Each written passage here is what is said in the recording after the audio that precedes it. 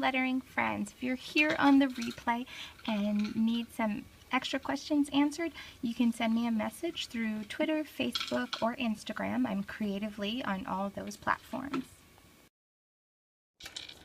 Hello and happy Friday. Thank you all. I know I've been getting messages from you guys wondering where I am and if everything is okay. We are doing okay. Hi guys. For those of you that might be joining for the first time, my name is Lisa. I blog at Looking at Life Creatively, which is creatively.com. And and do you know, I called you Brooke the other day. You are Linda, aren't you? Stony Brook. And I'm sorry for that. I've been trying to pick up some of the names over the month. Oh, good. I am starting to get it. Hi, Nancy. So many of you have been following me through October for our Love Your Lettering Challenge. And it has been so much fun. But we are now a week behind. Hi, Christy. We are now a week behind, and so I'm just on here to kind of give you guys updates and get your input for what's moving forward next. So normally on the weekends, I do not put up new instructions so that you guys have the weekend to kind of comb the internet and the different mailers and stuff that you have at home for lettering inspiration. Hello! Henna art from Joanne in Aruba. Some of my family members are in Aruba right now. My sisters and my parents, they go every October. They love it there. I've never been though. So yes, so hi Tumbo. It was so fun to have you on the other day, and I am so super excited that you may be thinking about a brush pen that is permanent, because that would be awesome. I would love that. So I'm just here to get your input. So we are now officially 1 week behind in our 31-day series. It doesn't bother me too much because, like I said, I've already got it laid out and I know what things we're going to be covering, and I'm going to continue. It may take us more than a calendar's worth of 31 days, but all of those posts will be up. Yes, that is awesome. I'm looking forward to that, Tembo, and I will get right back to you.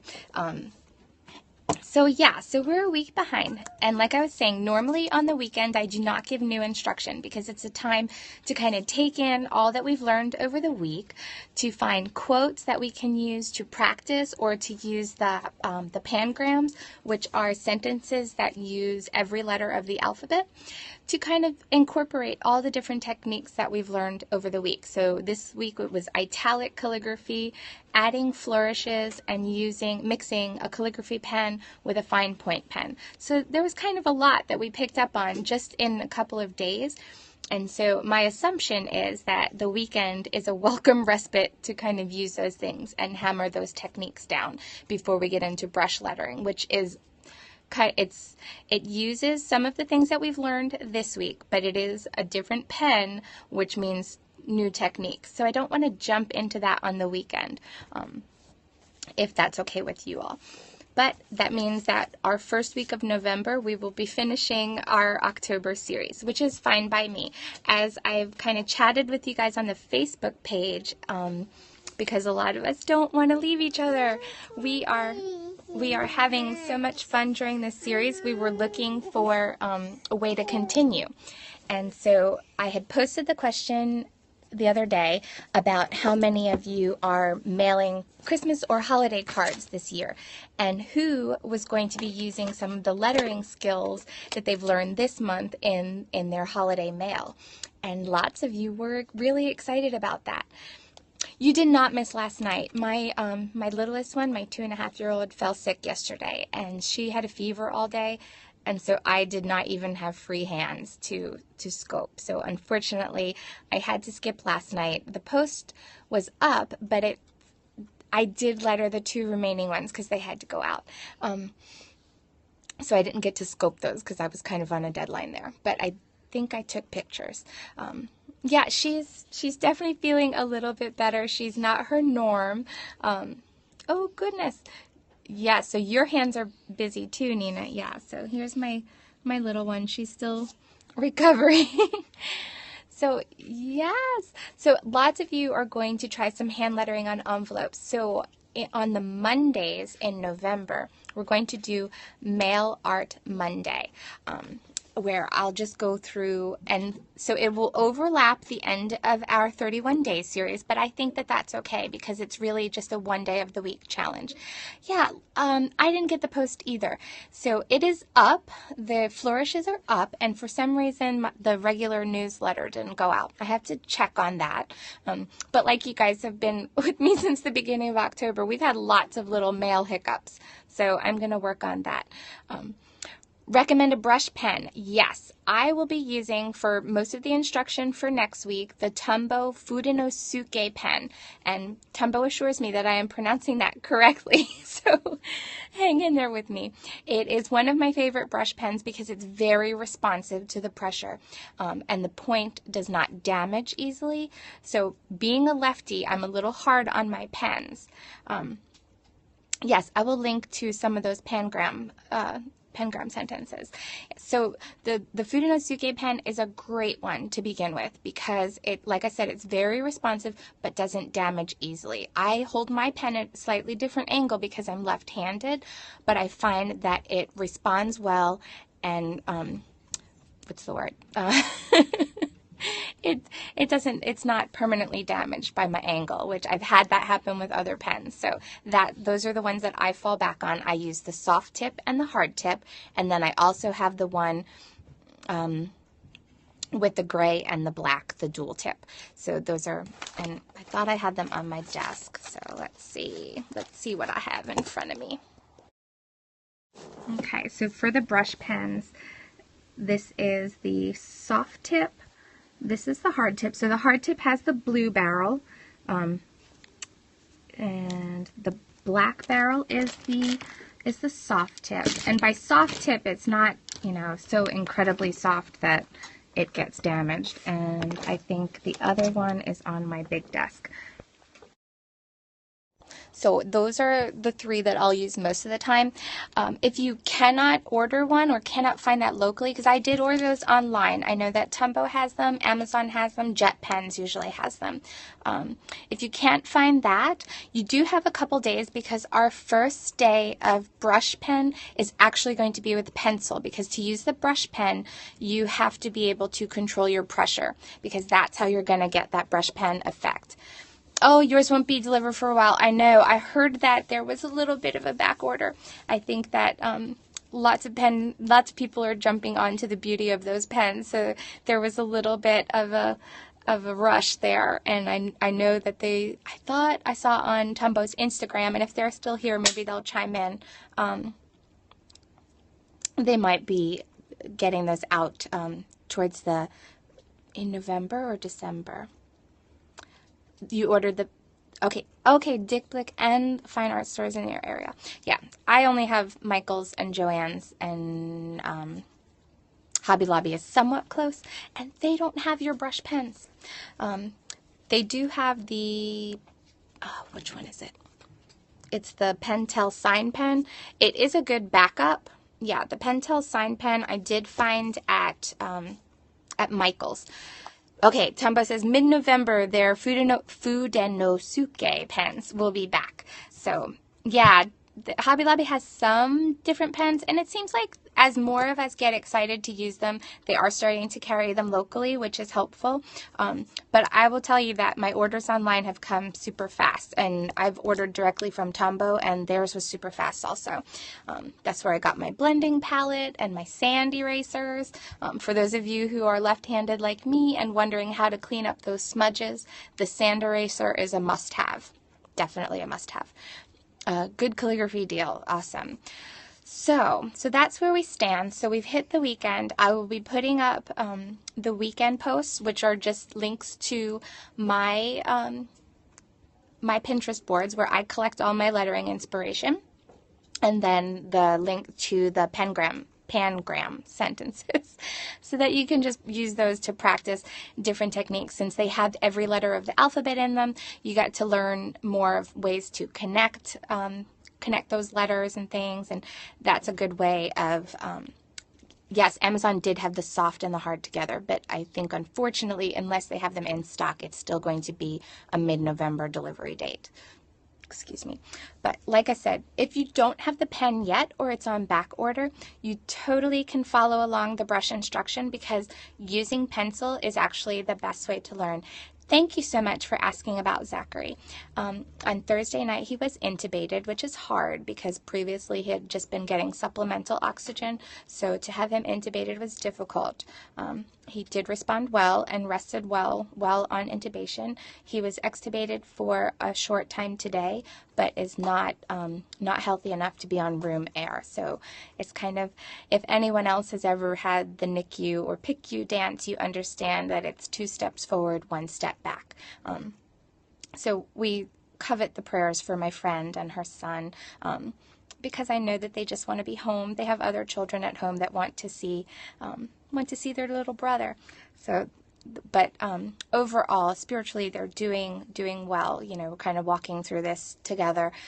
It's interesting to be on this side of it because 4 years ago they walked this path with us, but unfortunately we didn't take our daughter home. So to be on this as the support side is certainly a challenge for us, but it's been really good. God's good throughout the difficulty. But thank you so much for asking about them.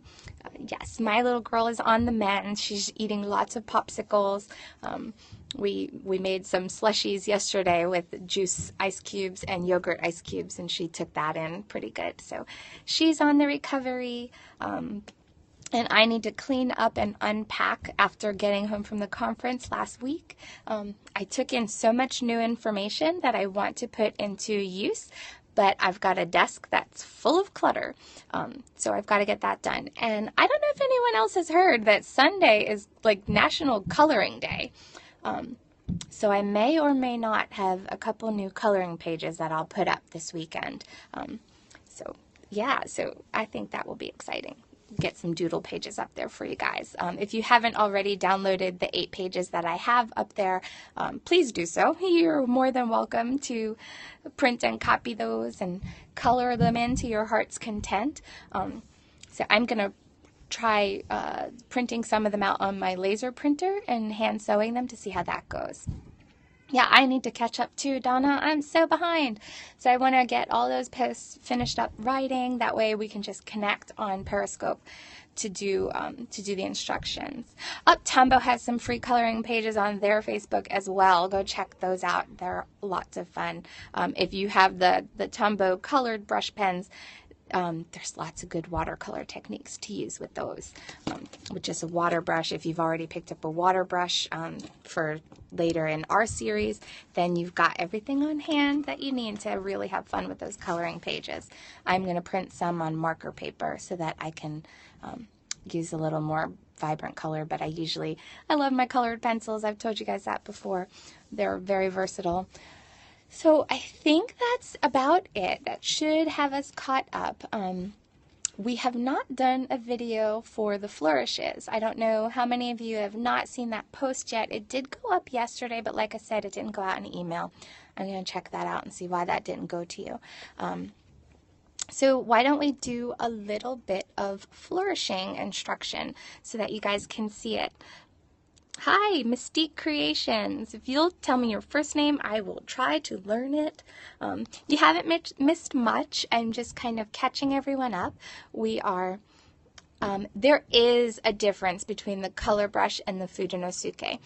The color brushes can be used for lettering. They are very good and responsive, but they are a slightly different felt tip. And so for doing the fine brush lettering, I would recommend practicing with the Fudenosuke because you're going to get those really thin hairlines and then those nice fat downstrokes. Oh, you did get an email. Okay, so some of you got an email and some of you didn't. I didn't, so hopefully it just was a little hiccup that is going to pass. So if you guys will stick with me for a few more minutes, I don't like to keep you too long. I know your data and your battery are valuable. Hi, Maria. So I'm going to put the camera in the tripod, which the other night that wasn't working for me. Every time I put it in the tripod, it fell down. And we will do a little bit of flourishing instruction. So if you've seen the post and you have any questions, like I said in the post, it's kind of hard to explain that in writing. And that's a lot of pictures to take to get those steps. Second page was not a full picture, didn't understand what to write. Okay, yeah, because it was hard, and I knew that the flourishing would be much better in video than it would be for me to take pictures, because I would have to take like 25 pictures of one letter just to get that, how to do that without making it seem overcomplicated. I think that when you see it happen, it'll be a little bit easier. So I'm going to go ahead and pop the phone into the tripod. And we'll get started on that. So, yeah, there's my messy desk.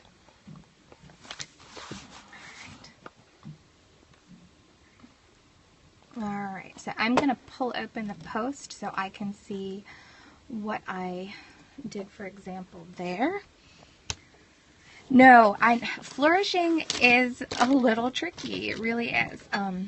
So the first thing you'll probably want to do is like exercise your hand. And so doing things here, you know what? How about if I flip you guys landscape?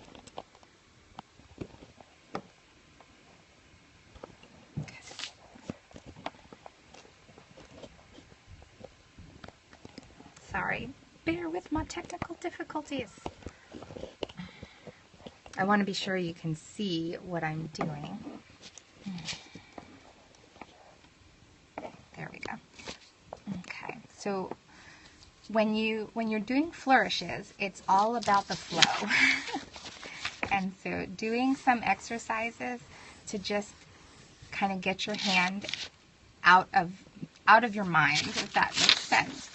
Because you don't want to overthink it, because if you start going too slow on the flourishes, you're going to see every little bump and wiggle.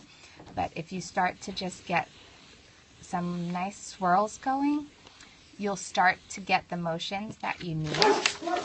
Pardon my dog. Sorry, he's going nuts up there. So all these little swirls and squiggles, those are good ways to warm up your hand for flourishing. And I'll need to add that back into the post. I think I was going to wait till brush lettering, but these are good things for flourishes too. Okay. All right. So once you feel warmed up, you're going to move on to adding them to letters. And so I've got the Pilot Parallel pen because it seems to show you guys some good thicks and thins on the screen. But certainly use whatever pen you have on hand. Okay, so when I first learned flourishes, I learned that they were a way to compensate for my spacing issues, meaning I had put things too far to the right or too far to the left or too far up or down, and I needed something to fill that negative space. So with that in mind, the things you'll flourish are either your first letter or your last letter, or the ascender or descender, because those are going to be the areas that you want to fill in space. You're really not going to flourish a letter that's in the middle of your word, because that may just add busyness and confusion. So let's start with the word and. So I will have an A, N, and a D. So now this ascender can get a little flourish up there. Pen qualities do matter. We've done most of our calligraphy instruction with a marker, and the felt tip markers are great for when you're first learning, because you have a little more forgiveness over how you're holding the pen. And me being lefty, that's always a consideration to make. A dip pen requires me to hold it at an angle that's very unnatural to me. Yes, my flourish is the last thing that I do.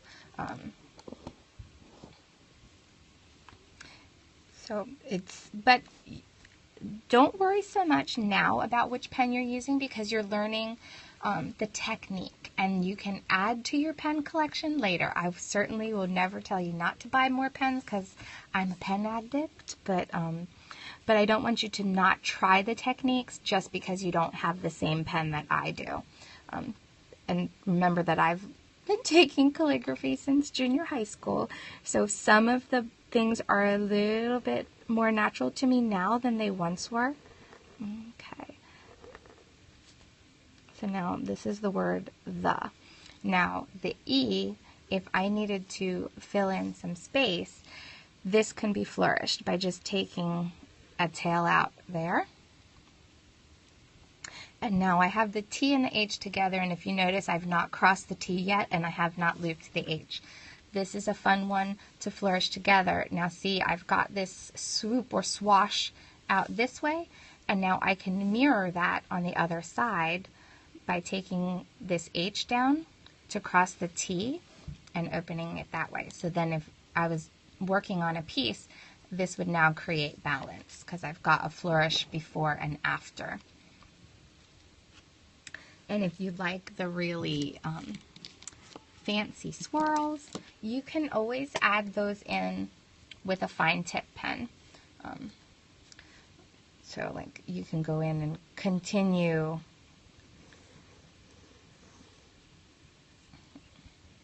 so this would be tricky to get that thin with your regular calligraphy pen. So sometimes it's fun to go in with just a fine tip pen, and then you can always compensate. If you feel like there should be a thick line there, we'll use the faux calligraphy technique and go ahead and add in that weighted line. So does that help at all? And now the same thing for your descending letters, the ones that go below the baseline. So let's see. Oh, happy. So there you've got 3 descending letters. So I've got my, thank you, Christy. So we've got my H.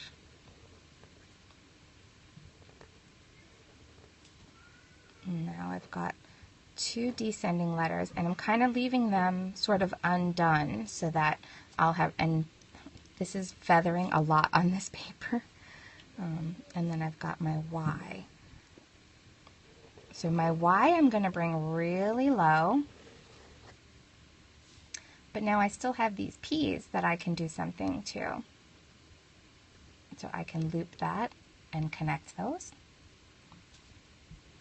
Or I could have just finished those off fine and just allowed the Y to be the flourish. And then of course I can bring down the H to add balance. So, oh, thanks. Yeah, this will be up on Catch, and I'll probably plug this one into the post that corresponds with it. And so if you want to just get the feel for it, use a pencil. Try it with a pencil first, just to play. So, and of course it won't pick up quite as dark with the pencil here. But you can start to play with your loops and swirls without having to worry about smudging ink or anything like that, or going through your ink supply before you have a chance to know how you want to do it. Let's see, I'm going to turn to my book so that I can see what else I did. Okay. Oh, the other thing I recommended was allowing the bottom of your letters to fall below the baseline, because it adds it makes the letters dance a little bit and adds a lot of personality. So let's see. Give me a word that we can play with.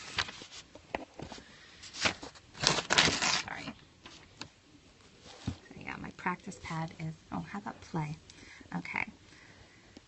So, and forgive me while I move this around. Okay. So, oh, knitting. Yeah, that's a good one. All right. So love. Let's do a capital L.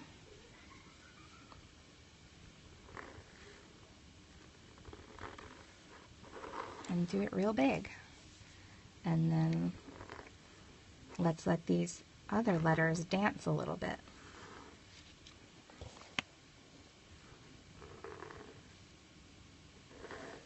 And then add a swash to the E. Okay, so let's try knitting, because the K is always a letter you guys like to see. So we've got a good ascender there.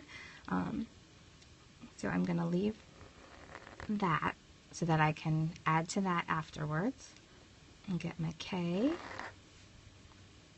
Thanks, Heather. Here's my N, I. So now I've got 2 T's, and I'm going to let one go below the baseline.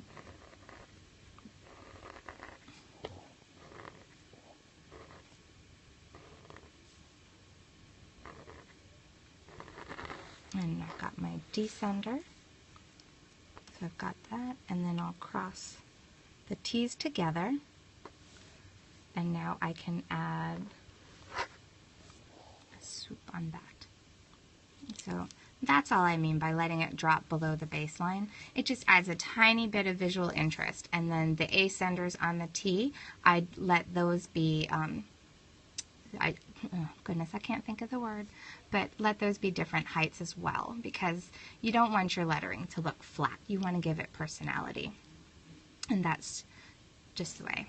Do you want my name? It's another L. So like my name, there's lots of ways to do it. So let's try a different L.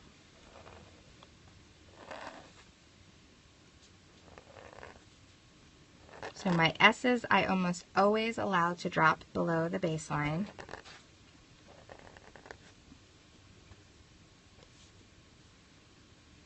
And I'm definitely going through this paper a lot now.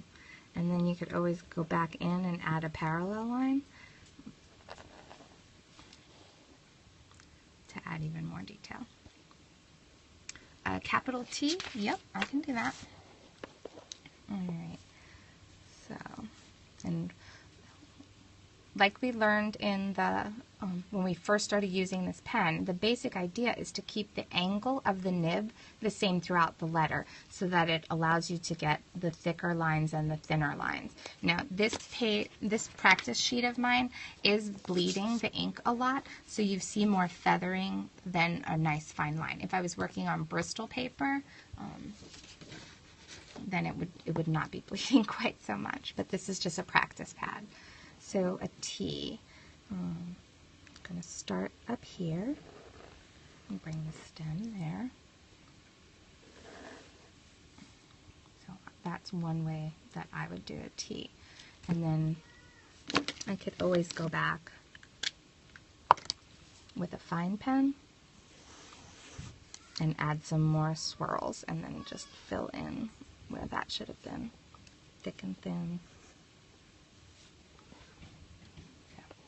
Because really the flourishes are used to kind of fill in spaces where you might have had a little too much room.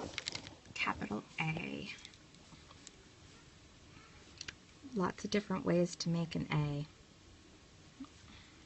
So I'm just trying to figure out what angle I'm going to work the pen at.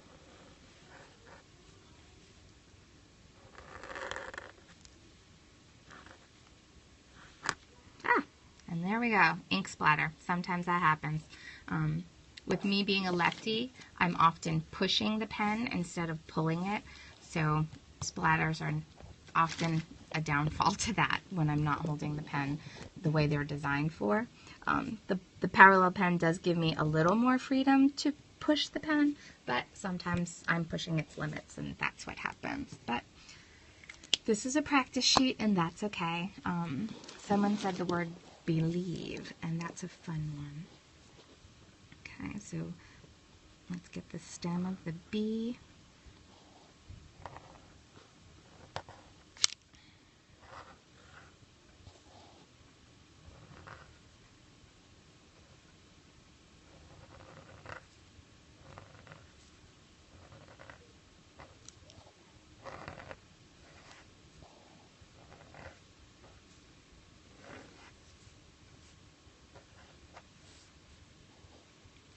Oh, you're welcome. So there's that one. Alright, I know I missed a few that went by. Usually I go ahead and check it on catch so I can see which of the comments that I missed so I can answer them in later broadcasts. So let's see, what else do we need? Yeah, I've got a lot of bleed through there. A capital C. C's are kind of tricky because there's really not a whole lot you can do to change the C. So you start with the big bowl, and I'm going a little too fast for the pen on this paper.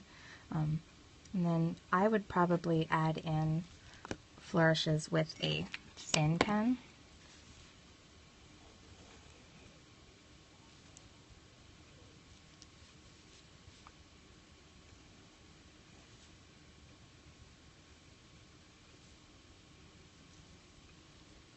So something like that. So, and of course, the Pilot pen is feathering on this paper a lot more than the thin pen is. Donna would like to see a D. Whoops.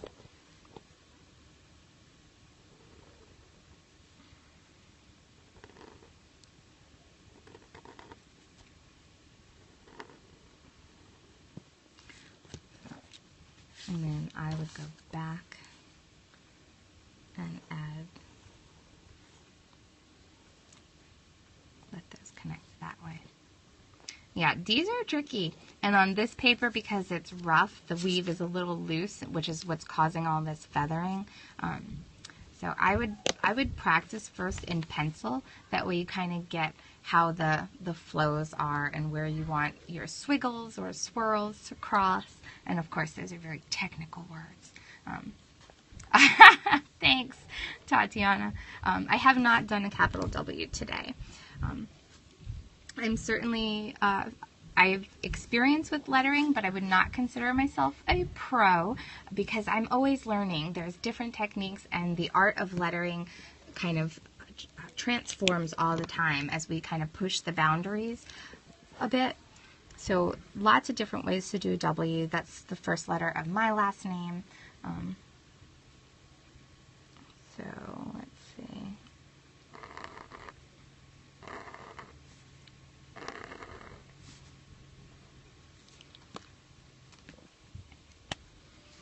So then I would use the fine pen and add the swirl that way. Probably this way too. Or if you wanted a more flowy W,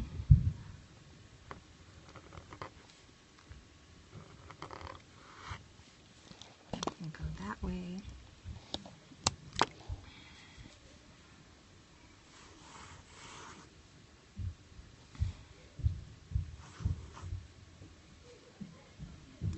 I've been learning lettering since junior high school. And for those of you that are keeping track, that's about 25 years. So, yeah, lots of work on my lettering. I'm certainly not new to it. Hard to believe that, because I certainly don't feel like I could have possibly learned it that long ago. A Q and an M, yes. Okay, so a Q, I'm assuming capitals. So there's a few ways to do it. One way would be to start off like an O. I think everyone should play with their pens like that.